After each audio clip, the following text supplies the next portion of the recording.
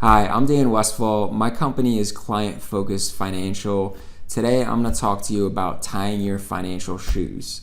So just like Mr. Rogers back in the day, he used to sing about it's a beautiful day in the neighborhood and tie his shoes, so too am I going to talk to you today about tying your financial shoes. So I'm not going to sing to you, I'm not wearing a tie. I definitely have better hair than Mr. Rogers. When I was looking in the mirror, what kind of sparked the idea for the title of this video was that I felt like I looked like the millennial Guido version of a Mr. Rogers because of the sweater. Really, was all it was. But clearly I'm not that Guido because I'm pale as shit. And I mean, partially it's October, and I don't tan any time of year really. So it's not that it's October. I'm just pale people problems, but besides the point.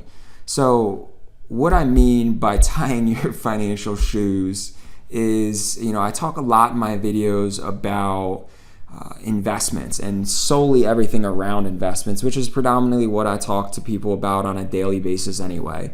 But a big important part of financial planning isn't just investments, it's the other stuff, the foundational things like insurance. So, it's one of those things that's often overlooked and most people don't like to talk about, especially when it comes to things like life insurance. So what I want to talk to you about is how investments and life insurance actually go hand in hand to a degree, and why you need to think of life insurance in possibly a different way. So if you're somebody that has a spouse, dependent kids, a mortgage, you have a need for life insurance. So most of you that may be watching this are probably saying, oh, I have life insurance and I have it through work. And I hear that all the time, and that's great. My guess is you probably only have 1 to 2 times your salary through work, which if you have, a spouse, dependent kids, and a mortgage, probably isn't enough. I mean, I don't know your specific situation, obviously, because I'm just talking into a video right now. But in most cases, you probably need more life insurance than just 1 to 2 times your salary.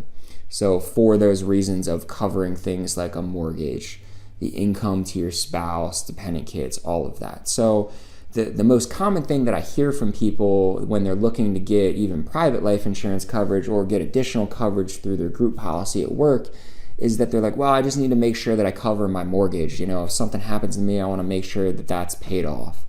Not that that's a bad idea to have that mortgage covered, but this is where investments and life insurance really come together. So really, when you are thinking about your insurance need, you need to think about it in more than just what your mortgage is, because really what you're doing is replacing that income that's coming in from your salary. So, you may be the person responsible for just paying the mortgage, but if you've gotten a mortgage within the last 5-10 years or refinanced your mortgage, more than likely the interest rates that you're paying on your mortgage are less than 4.5%, which that's a relatively low interest rate, in the grand scheme of things, especially if you're talking about an investment portfolio that's invested over a longer term. There's a good probability that you can make more than 4.5% if you're putting it in the right type of investments and doing it over a longer term, which just means that lump sum of money that your beneficiaries would get from a life insurance policy or you would get from a spouse's life insurance policy, that money should be reinvested. So that way your money can grow and make more money over time instead of just taking all of it at one shot and paying off a mortgage. It's just a different sort of idea to think about that most people don't conceptually think in that way. They typically are like, well, let me just get that money and pay off the mortgage. So it's something I wanted to bring up to you guys, and I can't give you specifics of exactly you should have X amount of multiple on your salary, and that would be your coverage amount, 5-10 times, whatever. I can't give you that specific number without knowing your personal situation and financial picture that you're in right now. And I can't give you a portfolio that ultimately you would be able to invest that in. I just want to give you the ideas go work with the financial planner.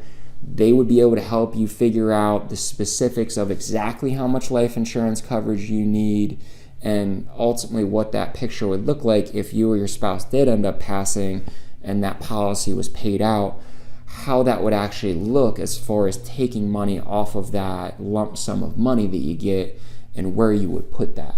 So appreciate you taking the time to check out this video. If you'd like to take the investor assessment, it's a free investment assessment on my website. Click the link above, and that's right there on the homepage. If you have more questions for me, feel free to DM me, direct message me for those that you don't know what the DMs are, or feel free to give me a call. My phone number is on the website, 717-916-1555. Or if you want to check out more videos, under the Insights tab on my website, that's where I put all the videos that I post, or you could go to my YouTube page, Facebook, LinkedIn, whichever one you're not on right now. Check out some of the other ones if you'd like to get more content like this.